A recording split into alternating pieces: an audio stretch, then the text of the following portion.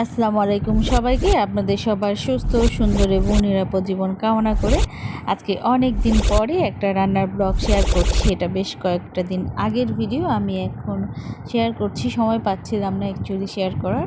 এই যেখানে হচ্ছে আমি একটু বিরিয়ানি রান্না করেছিলাম আর সাথে কাবাব করেছিলাম, ওটারই কিছু হালকা পাতলা ভিডিও শেয়ার করছিলাম। এই যেখানে আমি যে কাবাব তৈরি করছিলাম সেটার একটু মশলা কিছু দেখিয়ে দিলাম।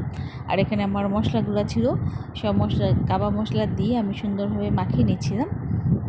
আর এদিকে হচ্ছে গরুর মাংসগুলো মেরিনেট করে রেখেছি, এদিকে মাংস সিদ্ধ করে ভালোভাবে ব্লেন্ডার করে এই যে আমার রেডি হয়ে গেছে কাবাবের জন্য মিক্স। আর এইদিকে হচ্ছে আমি গরুর মাংস হচ্ছে সিদ্ধ করার জন্য দিয়ে দিয়েছিলাম আর ডিমটা একটা ফেটিয়ে নিচ্ছিলাম। আমি হচ্ছে ভালোভাবে পেঁয়াজ বেরেস্তা করে নিচ্ছিলাম কাবাবের জন্য, প্লাস হচ্ছে বিরিয়ানির জন্য, দুটার জন্য একসাথে নিয়ে নিয়েছিলাম। এই যে কাবাব আমার রেডি হয়ে গেছে। এইদিকে হচ্ছে সালাদগুলো সুন্দর করে আমাকে কেটে দিচ্ছিল।